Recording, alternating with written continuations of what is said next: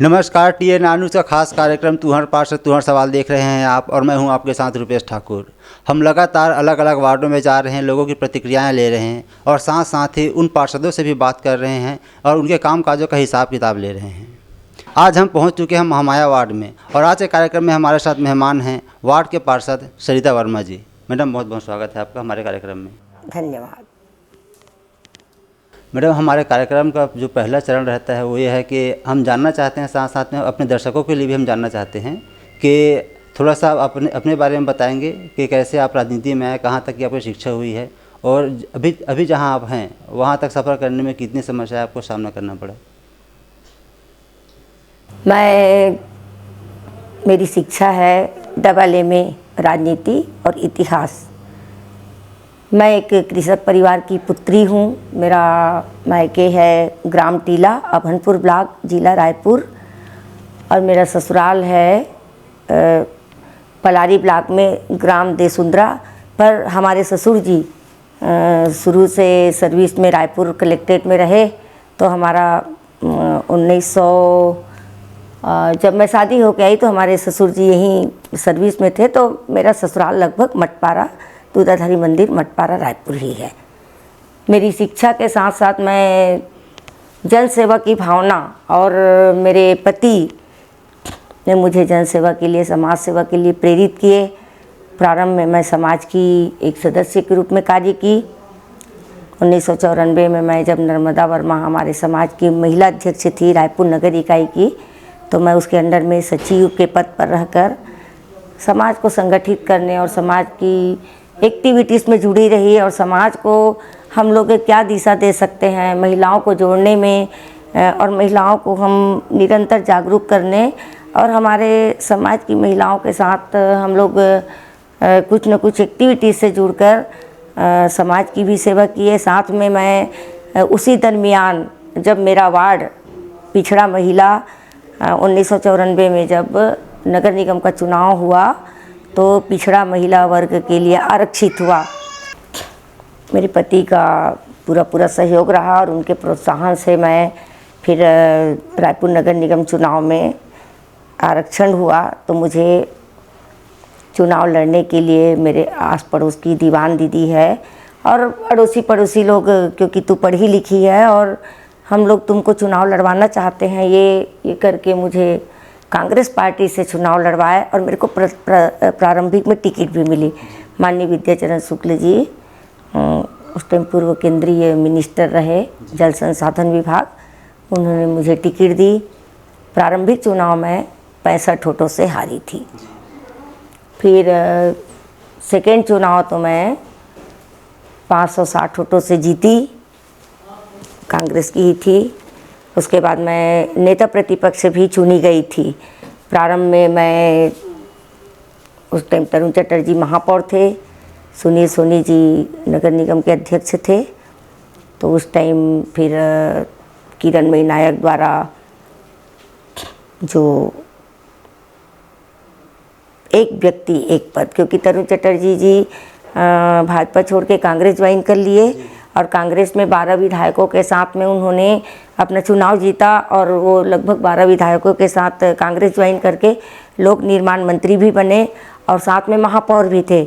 उसी दरमियान फिर उनको किरणमयी नायक ने याचिका दायर की कि एक व्यक्ति एक पद, या तो आप महापौर रहेंगे या तो फिर आप शासन का मंत्री रहेंगे। तो इस पीरियड में फिर उन्होंने स्टे भी ला लिया और महापौर के पद को छोड़ा तरुण चटर्जी जी, और फिर वो लोक निर्माण मंत्री रहे। उसके महापौर पद छोड़ते ही सुनील सोनी जी महापौर बने। तो मैं कांग्रेस की थी, बहुत एक्टिव थी, और मैं सामान्य वार्ड से चुनाव जीती थी, क्योंकि जब मैं चुनाव जीती तो सामान्य वार्ड के लिए आरक्षित था, पुरुषों के बीच से मैं चुनाव जीती थी। तो मेरे को योग्य मानते हुए नेता प्रतिपक्ष के लिए मेरे 18 पार्षदों ने मुझे निर्वाचित किया था, और मैं एक निर्वाचित नेता प्रतिपक्ष रायपुर नगर निगम बनी। उसके बाद जैसे ही मैं घर आई, मुझे पता चला कि मेरा पद लखवंत सिंह गुड्डा महिंद्रा ट्रेवल्स वाले, वो भी हमारे कांग्रेस के पार्षद थे, उनको मेरा पद देके मुझे उप नेता बनाने के लिए पार्टी ने मुझे जानकारी ली। फिर मैं उसी दिन अपना पार्टी छोड़ दी और मैं एक स्वतंत्र रूप से कार्य करने की इच्छा जाहिर की और फिर स्वतंत्र रूप से काम करती रही। फिर बाद में मुझे ये 1994 से 99 के बीच की बात है, नहीं 94 से 99 नहीं, 99 से 2004, 99 से 2004 के बीच मैं थी, कांग्रेस की पार्षद थी, मैं नेता प्रतिपक्ष चुनी गई थी। और जब पार्टी ने मेरा पद लक्ष्मण सिंह गुड्डा को देने की बात कही तो मैं सिर्फ पार्टी को यही कही कि जब MIC में आशा जोसेफ और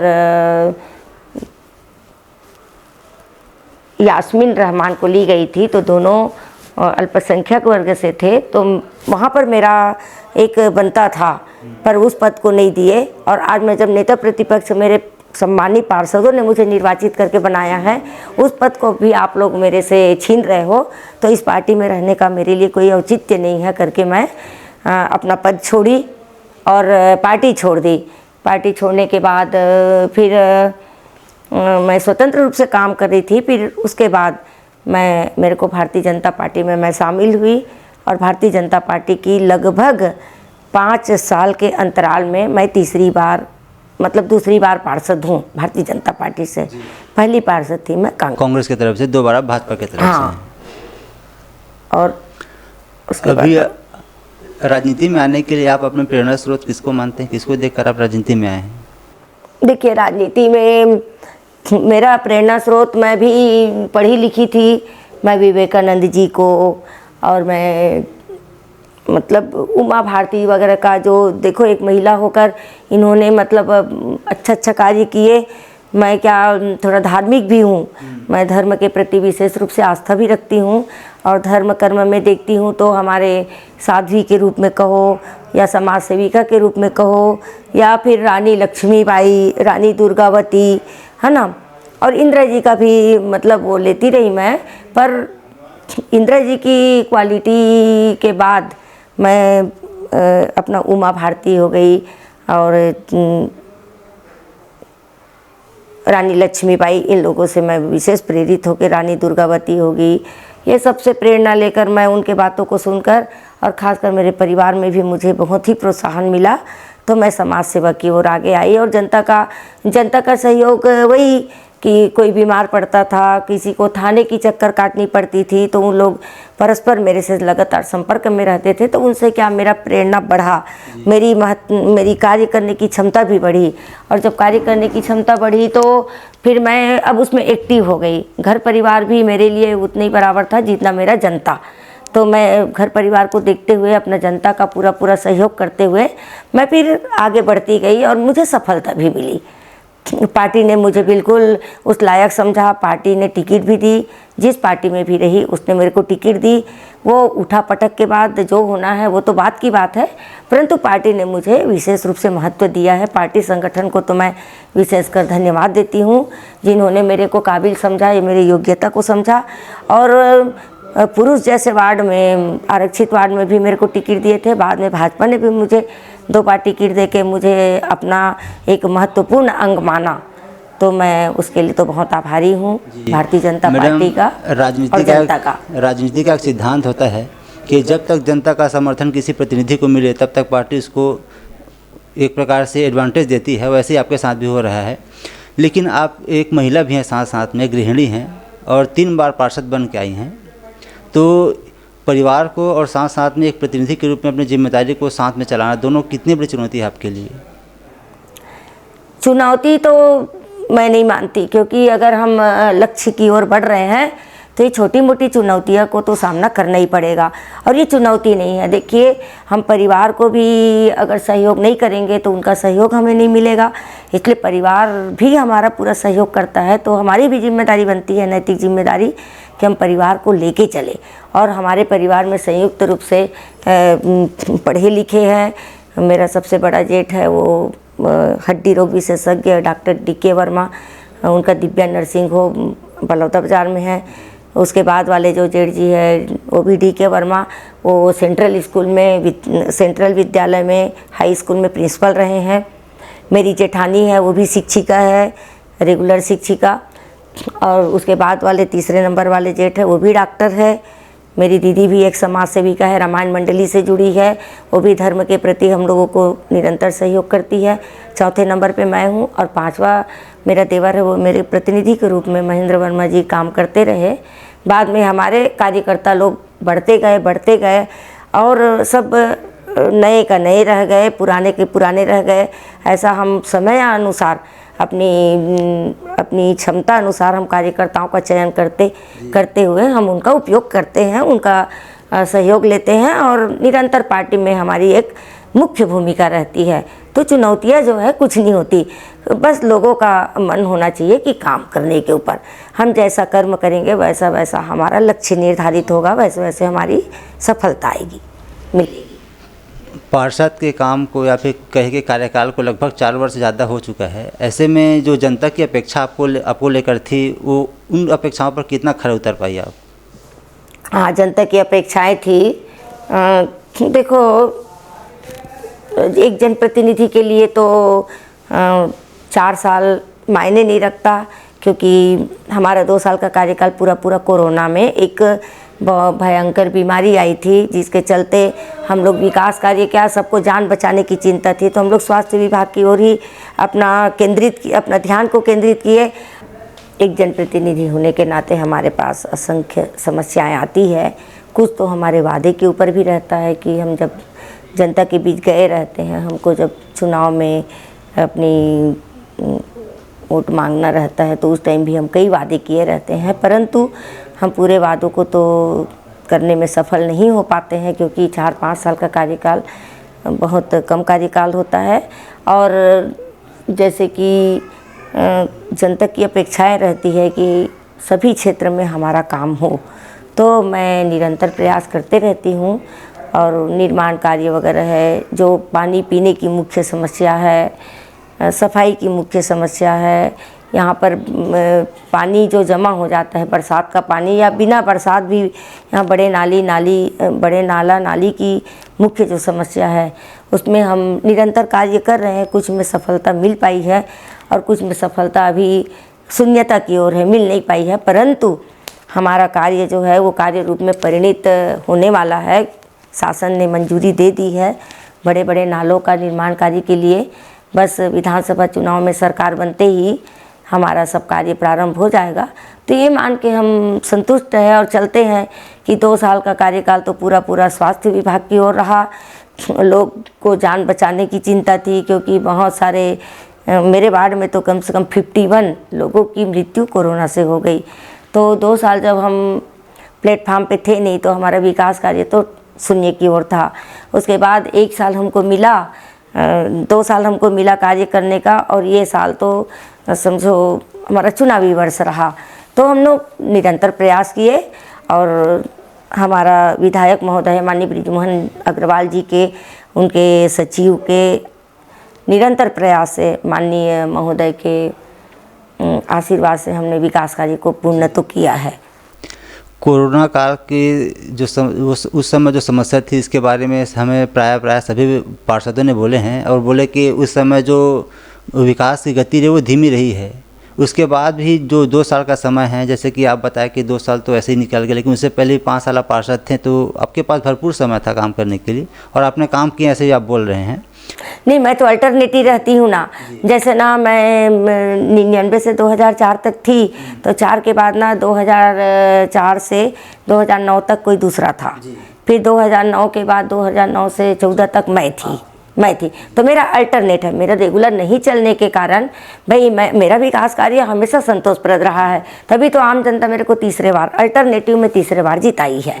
तो ये मान के चलो कि मेरी जनता का जो मूलभूत समस्या रहता है और जो वास्तव में हल होने के लायक और हल करना आवश्यक है, उसी समस्याओं के लिए मैं निरंतर जूझती हूँ और उसको मैं पूर्ण करके रहती हूँ। जैसे पानी की समस्या मेन है, तो पानी की समस्या के लिए हम लोग लगातार निरंतर वो करते हैं। तो अभी माननीय मुख्यमंत्री जी, हमारे क्षेत्रीय विधायक जिनका विजन दर्शन था, माननीय मुख्यमंत्री जी का जो भेंट मुलाकात का कार्यक्रम था, तो उसमें दक्षिण में हमारे माधवराव सप्रे स्कूल में हुआ था। उसमें माननीय हमारे बृजमोहन अग्रवाल जी के सहयोग से और नगर निगम के सहयोग से हमारे यहाँ पानी टंकी का माननीय मुख्यमंत्री जी ने घोषणा की है। उसके लिए मैं माननीय बृजमोहन अग्रवाल जी को और मेरी नगर निगम के परिषद को, आयुक्त महोदय को और माननीय मुख्यमंत्री जी को धन्यवाद देती हूँ। पानी का और हमारा तालाब का सौंदर्यीकरण वाला कार्य तो मेरे से पूर्व में हो ही चुका है, परंतु वहाँ पर बहुत पचड़ी की निर्माण की समस्या है और वहाँ पर जो उनका प्लेटफार्म बना है उनके सारे टाइल्स टूटे हुए हैं, तो ये सब समस्या है। उनके लिए भी हमारा वर्क आर्डर है। अब जस्ट चुनाव अधिसूचना खत्म होने के बाद उस कार्य को करवा ली जाएगी।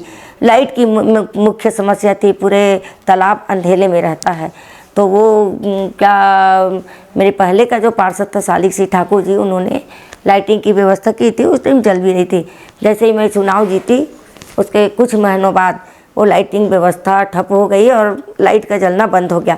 फिर भी हम अपने प्रयास से हम लोग माननीय बृजमोहन अग्रवाल जी के आशीर्वाद से 2-2, 4-4 लाइटों को हमने सुधरवाया और अब लगभग लाइट जलती है। स्मार्ट रोड भी बना है हमारे समय में। तो बहुत सारे ऐसे कार्य हुए हैं जो सराहनीय है, जिस पर जनता को आवागमन में भी सुविधा होती है। साथ में हमारे बच्चों को वहाँ पर मॉर्निंग वॉक, योगा करने में, कोई ना कोई छोटा मोटा कार्यक्रम करने में भी उनको सहयोग मिलता है। तो विकास कार्य तो हुआ है। अब ये है कि विकास कार्य पूर्ण तो आज तक कोई जनप्रतिनिधि कर नहीं पाया है। हम चाहे सैकड़ों असंख्य काम करवा ले, पर कुछ न कुछ कमियां रह ही जाती है। तो है, पर बड़े बड़े नालों का निर्माण का हमारा स्वीकृति है, वर्क आर्डर भी है। बस हमारी सरकार बन रही है भारतीय जनता पार्टी की, इसमें कोई दो मत नहीं। क्योंकि कांग्रेस की सरकार में ना विकास कार्यों की ओर उतना ध्यान नहीं दिया गया, छोटी बस्तियों के ऊपर तो बिल्कुल ध्यान नहीं दिया गया। बस जो अवैध कॉलोनियां हैं जहां से नगर निगम को पैसा मिलता है, तो उन्हीं का पैसा उन्हीं प्लाटों में, उन्हीं क्षेत्रों में कार्य हो, विकास निधि का कार्य हो, बस उसी में ध्यान दिया जा रहा है नगर निगम और शासन। बाकी हमारी जो घनी जनसंख्या है वो पुराने क्षेत्रों में बसी हुई है, तो पुराने क्षेत्रों का विकास लगभग ठप है। हमारे हजारों बार प्रयास करने के बाद उन्होंने न शासन ने कोई ध्यान दिया, न नगर निगम में कोई ध्यान दिया। माननीय बृजमोहन अग्रवाल जी के सहयोग से हमारा छोटा मोटा नाली निर्माण और कांक्रीटीकरण, गली, ये सब छोटा मोटा कार्य हो पाया है। हम वार्ड के कुछ लोगों से मिले, वहाँ के हालातों का जायज़ा लिए, जिससे हमें पता चला कि साफ़ सफाई को लेकर कहीं ना कहीं थोड़ा सा भी और काम करने की ज़रूरत है। इस पर क्या बोलेंगे आप? निश्चित रूप से उनका कहना सही है, मैं उसको स्वीकारती हूँ। क्योंकि मेरा वार्ड 10 किलोमीटर के एरिया में क्षेत्रफल में फैला हुआ है और इसमें कम से कम 10 मोहल्ले हैं। तो एक छोटा वार्ड को कह लीजिए, जो आपस में ही जिनका क्षेत्रफल केवल 1 किलोमीटर के दायरे में है, उनको भी 35 कर्मचारी मिला है और मेरा 10 किलोमीटर के एरिया में फैला है, उसको भी 35 कर्मचारी मिला है। तो निश्चित रूप से कार्य में असमानता तो होती है। पब्लिक भी बढ़ी हुई है, कॉलोनियाँ भी बढ़ा हुआ है, सबको सफाई चाहिए। और इसमें तो मैं ये कहना चाहूँगी कि फिर भी हम लोग गैंग की व्यवस्था करवा के सफाई कर्मियों को निवेदन करके और उनको चुनौती देते हुए हम लोग कार्य तो करवाते हैं, सफाई कार्य। पर कुछ जनता भी जिम्मेदार रहती है।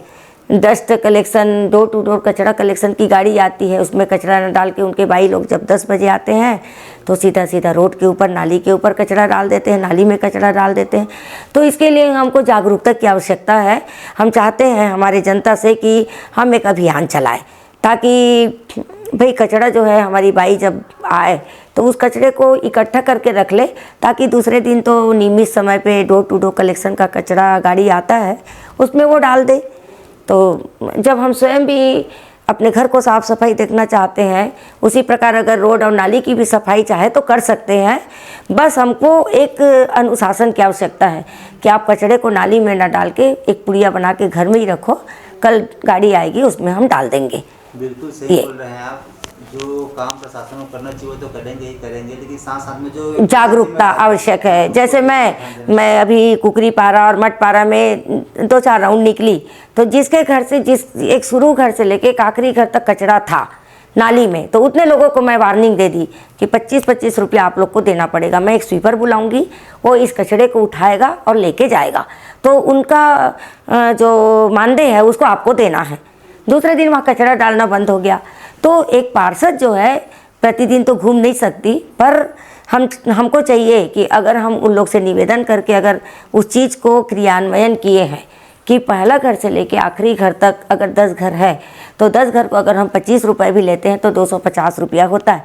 हम कभी भी स्वीपर बुला के प्राइवेट में उस कार्य को करवा सकते हैं। हमारे पास भी वैसे टाइप की कोई कमी नहीं है, हम कहीं से भी स्वीपर लाएं और उसको करवा सकते हैं।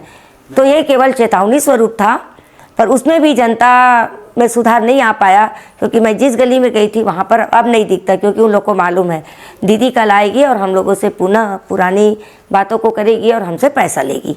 तो उन लोग शायद सुधर चुके हैं, परंतु जिस जगह मैं नहीं जा पाई हूँ, नहीं पहुँच पाई हूँ, वहाँ पर ये समस्या अभी भी लगातार बनी हुई है।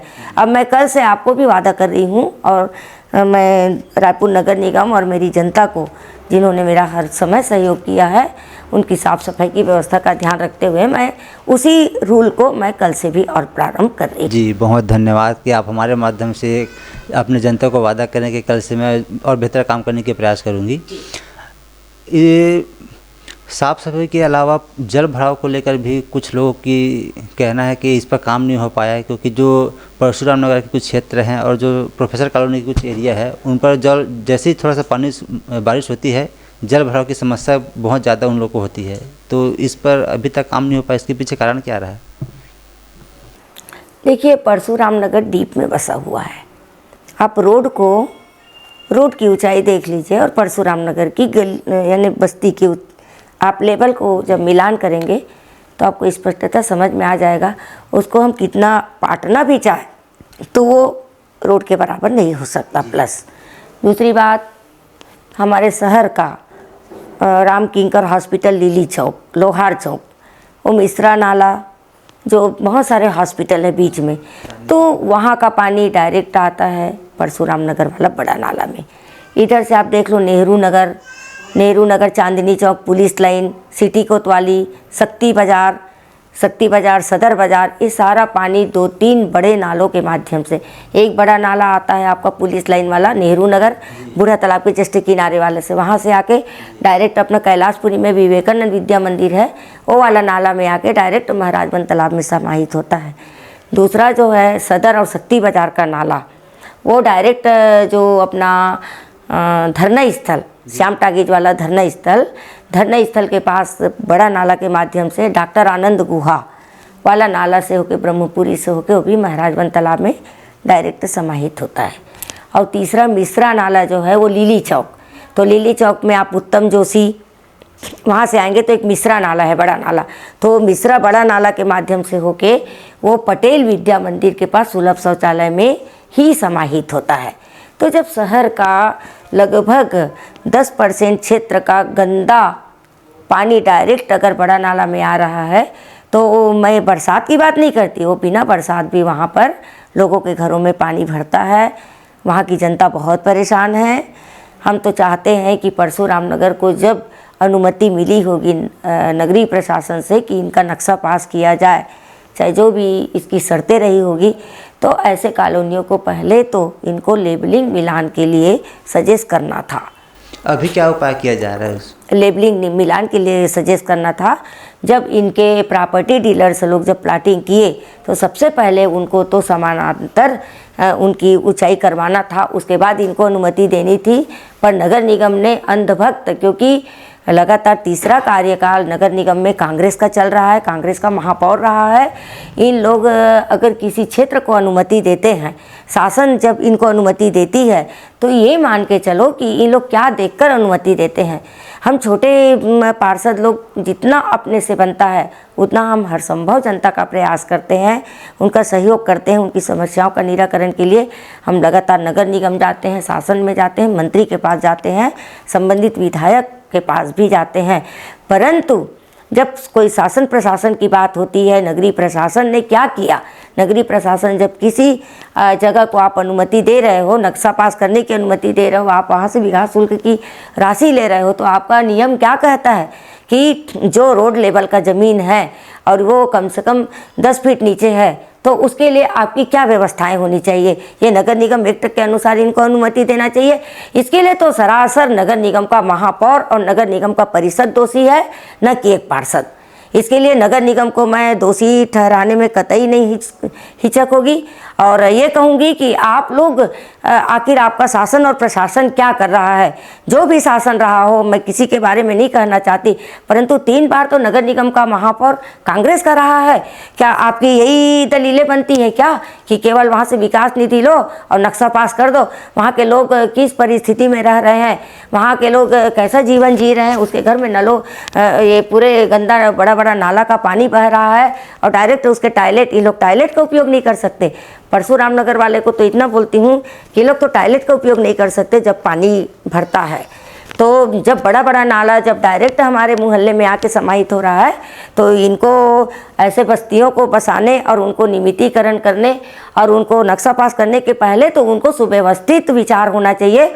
उनको सबसे पहले लेबलिंग मिलान की भी शर्त उसमें जोड़ना चाहिए। जब तक लेबलिंग मिलान नहीं करेंगे तो मेरे ख्याल से रायपुर के 70 वार्ड का कम से कम 20% मोहल्ला इसी प्रकार से जलमग्न होता है और आज वहाँ के लोग केवल पार्षदों के ऊपर निर्भर रहते हैं और पार्षद क्या कर पाएगा? इसके लिए तो पूरा शासन जिम्मेदार है और नगर निगम का महापौर जिम्मेदार है, उनका परिषद जिम्मेदार है। जी, नगर निगम जिम्मेदार है इसके लिए, जो महापौर हो जिम्मेदार हैं, क्योंकि 3 साल हाँ परिषद जिम्मेदार हैं।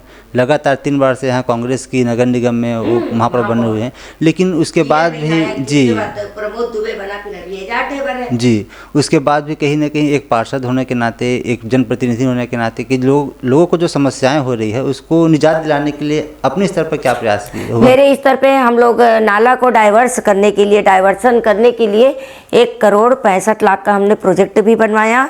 हमारी फाइल पास भी हो गई है, परंतु शासन उस कार्य को करने से मना कर दी।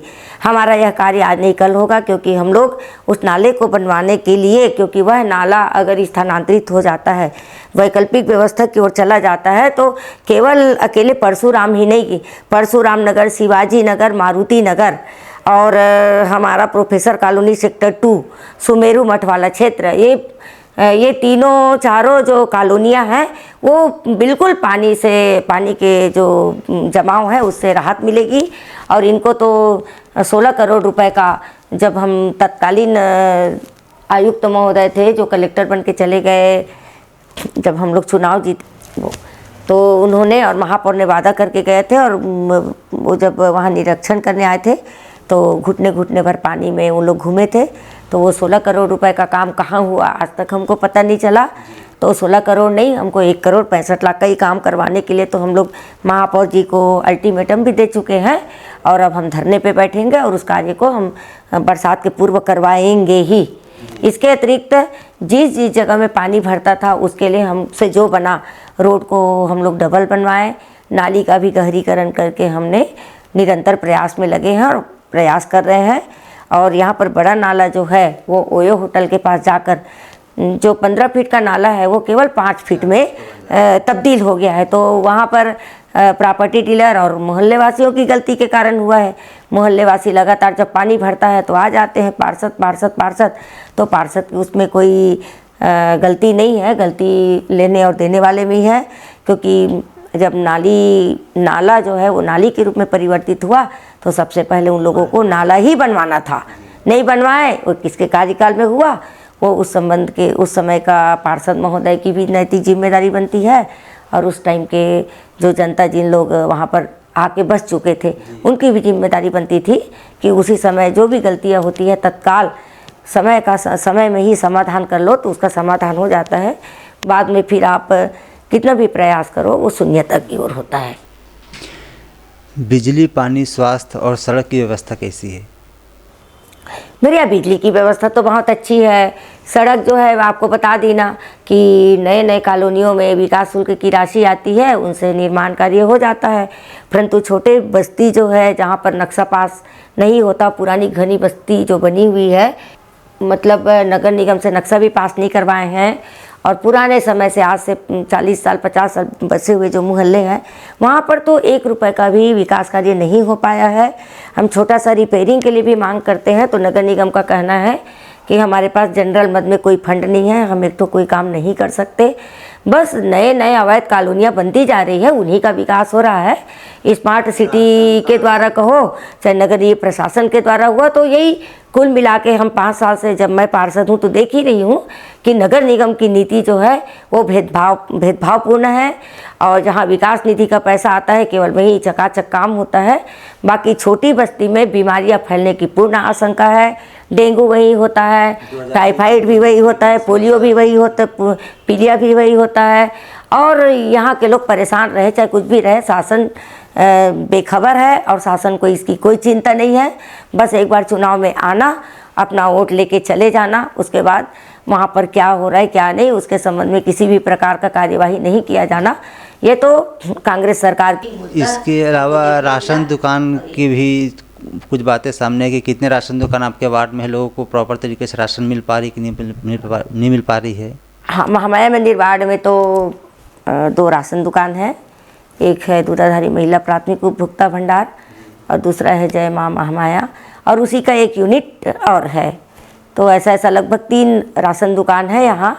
राशन दुकान से जो भी देखो, राशन दुकान क्या है, एक असीमित मतलब उसका किसी का अंगूठा नहीं आना तो उसके कारण उनको राशन नहीं देना, कभी कभी सर्वर डाउन हो जाने से मशीन नहीं चलना। तो ये सब कोरोना काल में भी 5 किलो अतिरिक्त चावल देने का भी जो प्रावधान था उसमें भी बहुत सारी समस्याएं थी। हम लोग समय समय पे सारी समस्याओं को निपटाते हुए चलते हैं, और निपटाने के साथ साथ किसी को असुविधा अगर हो रही है तो हमारे पास आने से उनका समस्या का निदान हम लोग परस्पर कर देते हैं। मैं तो स्वयं राशन दुकान जाके कर देती हूँ। किसी का तो अंगूठा नहीं आता तो भी हम उनको उनके राशन कार्ड के एवज में उसको चावल तक दिलवा देते हैं। बाद में उसका अंगूठा वाला प्रोग्राम को हम लोग करते हैं, मैं खासकर। तो मैं जनता के प्रति बहुत नैतिक जिम्मेदारी लेते हुए मैं उसके लिए उनकी हर समस्याओं के लिए मैं कार्य करती हूँ। मजदूर कार्ड हो, मजदूरों के बच्चों का पढ़ाई लिखाई का हो, हम जाके बराबर स्कूलों में उनकी फीस को कम करवाना, मार्कशीट नहीं देने के ये मैं उनकी छोटी। प्रधानमंत्री आवास के बारे में थोड़ा सा बताएंगे, कितने हितग्राही आपके वार्ड में हैं? प्रधानमंत्री आवास में 56 हितग्राही मेरे वार्ड में थे और सबका कार्य किसी का पूर्ण हो चुका, 3री किस्त तक पूर्ण हो चुकी है, 4थी किस्त बाकी है। और अभी मेरा 26 प्रकरण नक्शे बनने के लिए गया है। सारे चीज़ों की NOC आ गई है, नगर निगम की भी NOC आ गई है और RI पटवारी की भी NOC आ गई है। बस नगर निगम उसको नक्शा बना के जिस दिन हमारे हितग्राहियों को प्रोवाइड कर दे उसके बाद उसका कार्य प्रारंभ हो जाएगा। प्रधानमंत्री आवास में पर हम लोगों को बहुत लड़ाई लड़नी पड़ी, क्योंकि इन लोग जो केंद्र का आता है वो तो धनराशि आई, परंतु राज्य शासन की जो आने वाली राशि थी वो नहीं आने के कारण हम लोगों को विशेष मैदान में आना पड़ा। हितग्राहियों के लिए लगातार हमको चक्कर काटनी पड़ी और हमारी भारतीय जनता पार्टी ने पूरे प्रदेश में प्रधानमंत्री आवास के लिए, और ये चावल का जो घोटाला वोटाला हुआ है उसके लिए, शराब घोटाला हुआ है और आपका ये अभी महादेव ऐप वाला, तो इसमें निरंतर हमारी भारतीय जनता पार्टी का एक कार्यकर्ता, पार्षद और हमारा संगठन निरंतर जनहित कार्यों में लगकर हम इन सभी जो कुरीतियाँ हैं, हमारी सामाजिक कुरीतियाँ कहना चाहिए, ये हमारे प्रदेश में अचानक आ गई है कांग्रेस के शासनकाल में, उनको दूर करने में लगी हुई है और इसमें हमको सफलता भी मिल रही है। और इस सफलता के साथ साथ हमारी बहनें जो है महतारी वंदन योजना, हमारे माननीय प्रधानमंत्री जी सेंट्रल से घोषणा की है कि हमारी बहनों को हम 1000 रुपये महीना के हिसाब से 12,000 रुपये उनके अकाउंट में हम जमा करेंगे, ताकि हमारी बहनें जो है उनको कोई न कोई रूप में आर्थिक रूप से इधर उधर भटकना ना पड़े। क्योंकि कांग्रेस ने चुनावी घोषणा पत्र में घोषणा की थी कि हम विधवा पेंशन, निराश्रित पेंशन, सामाजिक सुरक्षा पेंशन, विकलांग पेंशन में हम बढ़ाकर जो 250-300 मिलता है उसको बढ़ाकर हम 1000 रुपये देंगे। उन्होंने तो अपना कार्यकाल पूरा कर लिया। आज तक उन्होंने तो ये विधवा पेंशन और इन सब विकलांग पेंशन, सामाजिक सुरक्षा और वृद्धा पेंशन में कोई 1 रुपये की बढ़ोतरी तो की नहीं। और हमारे माननीय मोदी जी ने 1000 रुपये पर मंथ के हिसाब से 12,000 का जो घोषणा किया, वो उसके चलते और उसमें हमारी महिलाओं को लगा कि हमारा जनहित कार्य भारतीय जनता पार्टी करता है, हमारी सुनवाई भी भारतीय जनता पार्टी के लोग और पार्षद और कार्यकर्ता लोग करते हैं। आज महिला वर्ग को पूर्ण विश्वास हो गया है कि भारतीय जनता पार्टी ही हमारी समस्त समस्याओं का निदान करती है। हम भारतीय जनता पार्टी को लाएंगे, तभी हमारी सुरक्षा भी होगी, तभी हमारे बच्चे सुरक्षित रहेंगे। आतंकवाद का पूरा प्रदेश में जो माहौल बना हुआ है, उससे हमको अगर मुक्ति मिलेगी तो भारतीय जनता पार्टी की सरकार बनने से मिलेगी। क्योंकि आज बच्चे सुरक्षित नहीं हैं, हम सुरक्षित नहीं हैं। लगातार महिलाओं के साथ दुर्घटना हो रही है, बलात्कार, रेप जैसे केस निरंतर हो रही है, अपहरण की घटनाएं हो रही है। हमारे आदिवासी क्षेत्रों में देखो लगातार मार काट की मची हुई है। तो जब हम सुरक्षित नहीं हैं, हम एक जनप्रतिनिधि अगर सुरक्षित नहीं है, तो हमारी जनता कैसे सुरक्षित रहेगी, हमारे बच्चे कैसे सुरक्षित रहेंगे। ये सारी गतिविधियों को हमारी आम जनता जान चुकी है। आज हमारी महिला बहनें, आम जनता हम बहुत जागरूक हो चुकी है। और ये मितानिन दीदी वगैरह के माध्यम से, आंगनबाड़ी कार्यकर्ताओं के माध्यम से और हमारे समाज सेविकाओं के माध्यम से महिला समूह बनाकर हमारी महिलाओं ने भारतीय जनता पार्टी को निरंतर रूप से मेरे ख्याल से बताए हैं कि भाई हमारा सहयोग और हमारी सुरक्षा अगर है तो भारतीय जनता पार्टी के कार्यकाल में है। हम भारतीय जनता पार्टी को जिताए और हम अपनी सुरक्षा करें और सारी दुर्घटनाओं से मुक्ति मिले। हमारी भारतीय जनता पार्टी की सरकार बन रही है। चुनाव पीरियड में माननीय बृजमोहन अग्रवाल जी के साथ भी कुछ ऐसा हादसा हो चुका था, जिसके लिए हम लोगों को आगे आना पड़ा। तो एक बहुत ही वरिष्ठ मंत्री और भारतीय जनता पार्टी का एक वरिष्ठ हमारे माननीय बृजमोहन अग्रवाल जी के साथ अगर ऐसा हो सकता है तो हमारे साथ क्या नहीं हो सकता, ये जनता भली भांति जान चुकी है। और हम हमारी सरकार बनने पे हम बिल्कुल सुरक्षित महसूस करेंगे। हमारे वार्ड के कुछ लोगों का यह भी कहना है कि जो कुछ विकास कार्य जहाँ हुए हैं, जो जिनके विकास कार्य के करने की जिम्मेदारी ठेकेदारों को दी गई है, उस कार्य में लापरवाही और अनियमितता बरती गई है। तो इसको लेकर भी क्या आप सचेत और जागरूक रहे हैं? कैसे कहीं कुछ हो रहा है? ठेकेदारों से कार्य करवाने के लिए मैं निरंतर भिड़ी रहती हूँ, परंतु ठेकेदार को ऊपर महापौर जी और जो भी है नगर निगम का जोन कमिश्नर तय करता है। जब हम जोन कमिश्नर को बुलाते हैं तो उन्हीं का जो गाइडेंस होता है उन्हीं के अनुसार उन लोग कार्य करते हैं। परंतु मैं आम जनता के साथ हस्तक्षेप करके बहुत सारे कार्यों को ठीक करवाने का पूरा प्रयास करती हूँ। परंतु मैं आपको एक चीज़ शुरू में ही बता दी हूँ कि मोहल्ले की बसावट जो हुई है वो कहीं पर नीचा कहीं पर ऊंचा होने के कारण हमारा पानी का ढाल, हमारे नाली और नालों का ढाल नहीं बन पाया है, जिसके कारण जिसका घर निचले स्तर पे बना है उसके तो घर में ही पानी घुस जाता है। उनका कहना बहुत सही है, परंतु इसको एक ठेकेदार ही क्या करेगा और एक पार्षद ही क्या करेगी और एक इंजीनियर ही क्या करेगा। तो हमको अब आगे 1 साल जो बचा है उसमें हमको सबसे अहम भूमिका निभानी होगी कि हमको सबसे बड़े, मेरे वार्ड में, महामाया मंदिर वार्ड में 9 बड़ा नाला है, तो वही बड़ा नाला जिससे पानी आगे बहता है और जो छोटी छोटी नालियों को पानी को लेता है, तो हमको बड़े नालों को ठीक करने की आवश्यकता है। और उसके लिए मैं आम जनता के साथ निवेदन करते हुए शासन से और माननीय हमारे बृजमोहन भैया से मैं निरंतर अपील करती रहूँगी, निवेदन करती रहूँगी।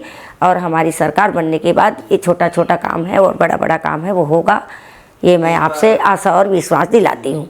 इस बार क्या रायपुर नगर निगम में भाजपा की महापौर बनने वाली है? बिल्कुल बनेगा। आम जनता चाह रही है कि हम 3 कार्यकाल इनका देख चुके और इनके विकास कार्यों को देख चुके। इनके बहुत सारी योजनाएं हैं और जिसमें आप प्रधानमंत्री आवास, विधवा पेंशन, ये तो इसमें क्या है, लगातार 2007-8 वाली एक लिस्ट आती है जिसकी उसमें आवश्यकता महसूस होती है।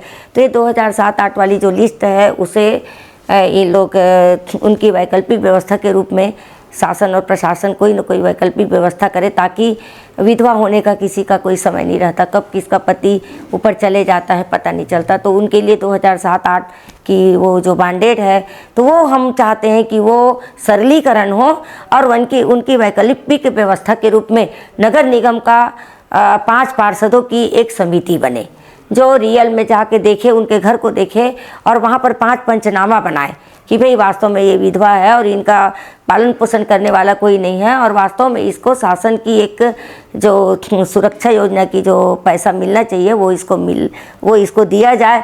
ऐसा आम जनता और पड़ोसी और पंचनामा के माध्यम से एक प्रतिवेदन आ जाए, उस आधार पे नगर निगम का परिषद जो होता है, महापौर परिषद, वो उसको निराश्रित पेंशन के रूप में, सामाजिक सुरक्षा पेंशन, वृद्धावस्था पेंशन, विकलांग पेंशन के रूप में उसको पास कर दे तो यह अति उत्तम होगा। और इसके लिए हमारी भारतीय जनता पार्टी के सारे पार्षद हम लोग चर्चा भी कर चुके हैं और इसके लिए प्रयासरत भी है। हम बस अपनी सरकार बनने की राह देख रहे हैं। 3 तारीख को सारी स्थिति क्लियर हो जानी है। उसके बाद हमारा कार्यक्रम लगातार 1 साल हम कोई भी पार्षद नहीं बैठेंगे और हम जनहित कार्यों में लगातार अपना सहयोग देते रहेंगे। और सहयोग के साथ साथ हम जनहित का कार्य करने आए हैं। जनहित का कार्य हमारा प्रमुख उद्देश्य है और जनहित का कार्य हम करेंगे। जनता जिस दिन जागरूक होकर ये चाहेगी कि वास्तव में कौन सही है और कौन गलत है, क्योंकि सारे इतिहास को आम जनता जान चुकी है, कार्यकलापों को सारी जनता जान चुकी है और उसका निर्णय 3 तारीख को होना है। 3 तारीख को हमारे भारतीय जनता पार्टी का बहुमत आना है और हमारी सरकार बनेगी। हम निश्चित रूप से उसमें बढ़ चढ़ कर काम करेंगे और हमारी जनता को के विश्वासों को, उनकी समस्याओं को निराकरण करने का पूर्ण प्रयास करेंगे। किनकी सरकार बन रही है राज्य में तो 3 तारीख को पता चलेगा, लेकिन वार्ड में एक और समस्या जिसको लेकर लोग थोड़ा सा परेशान दिखे हमें, और हम लोगों ने भी इस चीज़ को थोड़ा अनुभव किए, देखे, मोहल्ले में घूमे तो कहीं ना कहीं रात में जो आवारा कुत्ते हैं और जो जानवर हैं उनसे लोगों को परेशानी हो रही है। तो इसको लेकर कुछ काम नहीं, ये तो मुख्य समस्या है। मुख्य समस्या मेरे घर के पास 5-10 गैया प्रतिदिन बैठती है, बहुत परेशान रहते हैं। और जब नगर निगम ने जब इसकी प्लानिंग की गोकुल नगर, तो गोकुल नगर के लिए देखो, हमको भविष्य की प्लानिंग नगर निगम को करना चाहिए, शासन को करना चाहिए। अगर हम देखते हैं कि डेयरी से जो है कम से कम 10% लोगों की जीविकापार्जन हो रहा है। और आजकल तो केवल ये पैतृक नहीं हो करके बल्कि सभी इसमें इंटरेस्ट लेके गैया का पालन कर रहे हैं, डेयरी चला रहे हैं। तो उन लोग तो अपना बड़ा बड़ा प्लाट रख लिए हैं, तो अपने अपने घर के अंदर डेयरी का कार्य चल रहा है। उनके लिए बोलने वाला वास्तव में कोई नहीं है। शासन की एक स्पष्ट नीति बनना चाहिए। जब इन्होंने गोकुल नगर बनाने का प्रावधान किया तो उसी समय रायपुर नगर निगम के चारों ओर बल्कि 6 ओर मतलब जो सरकारी ज़मीन थी उसको सुरक्षित कर लेना था, ताकि हम इन्हें गौशाला और गोकुल नगर के नाम से इनको प्रस्तावित करें। और जब भी कोई डेयरी व्यवस्थापन की बात हो तो यहाँ पर उनको शुल्क लेकर उनकी डेयरी को यहाँ पर व्यवस्थापन किया जा सके। पर रायपुर नगर निगम ने ना विगत 15 साल से, विगत 20 साल से इन्होंने कोई प्लानिंग ही नहीं की, जिसके कारण आज ये दुर्गति हुई कि हमारी गैया जो है अपने घर से निकल के बाहर में घूम रही है और बाहर वाले को परेशान भी कर रही है। हम गौ माता का क्या करें बताइए, उनकी क्या गलती है? ये तो उनके रखने वालों की गलती है। उनको चाहिए कि समय सीमा में डेयरी के लिए उन्होंने अपना आवेदन दे देता और आवेदन दे के अपना स्थान सुरक्षित कर लेता तो शायद ये दिन न देखना पड़ता। तो हम तो उनके मालिकों के ऊपर भी हम एक प्रकार से कहेंगे कि उनकी भी गलती है कि समय रहते आपने डेयरी व्यवस्थापन में अपना भागीदारी नहीं निभाई और आपने उसके लिए जगह सुरक्षित करने की बात नहीं की। आपने नगर निगम में आवेदन नहीं दिया, जिसके कारण आज ये आवारे मवेशी के रूप में घूम रहे हैं। आम जनता परेशान है और आपके सामने हम इन गैया को गाली भी देते हैं, उनको पानी डालकर उसको भगाते भी हैं, पर क्या करें, वो तो जानवर है। तो इनके लिए नगर निगम की समुचित व्यवस्था होनी चाहिए। अभी भी बहुत सारे जगह है, दुनिया चीज़ बनाने के लिए सब जगह मिल रहा है। तो गोकुल नगर के लिए भी और डेयरी व्यवस्थापन की पूर्ण इनकी योजना होनी चाहिए। और इनकी योजना नहीं है तो आज ही ये योजना बनाए और जो भी ज़मीन सुरक्षित बचा है उनको इनके लिए सुरक्षित करवाए, ताकि हमारी गौ माता सुरक्षित भी रह सके और आम जनता भी सुरक्षित रह सके। अपने वार्ड वासियों को, हमारे कुत्तों के लिए भी बोल रही हूँ कि ये आवारे कुत्ते जो है वो तो बहुत ज़्यादा परेशान कर रहे हैं। लगातार बच्चों के ऊपर हमला कर देते हैं, बड़ों के ऊपर हमला कर देते हैं। प्रतिदिन मेरे पास 2-3 केस आता है कि कुत्ता मेरे को काट दिया। और ये तो नगर निगम ना इनके लिए नगर निगम के पास जाओ तो इनके लिए ये कहा जाता है कि हम पकड़ने का काम कर देंगे, उसको नसबंदी कर देंगे ताकि उसका पॉपुलेशन ना बढ़े। उसके बाद उसी स्थान पर यथावत ला के छोड़ दिया जाता है। परंतु अगर किसी के बच्चे को, किसी के परिवार को अगर कुत्ता आहत करता है तो उनके लिए इनकी कोई जिम्मेदारी नहीं बनती। आप हॉस्पिटल जाओ, इंजेक्शन लगाओ, अपनी सुरक्षा स्वयं करो। तो नगर निगम को भी इसमें विशेष ध्यान देना चाहिए कि जो कुत्ते को पालता है और जो कुत्ता अगर पाला हुआ है तो वो अपने घर के अंदर रखे, और उसके बाद वो अगर किसी को काटता है तो संपूर्ण इलाज की जिम्मेदारी भी उस कुत्ते के रखवाले की होगी। ये नगर निगम को तय करना चाहिए।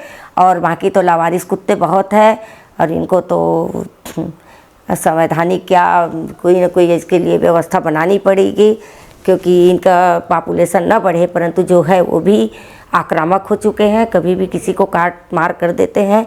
छोटे छोटे गाय के बछड़े को भी इन लोग नहीं बचाते। हम तो कहते हैं कि कोई सुरक्षित नहीं है कुत्तों से।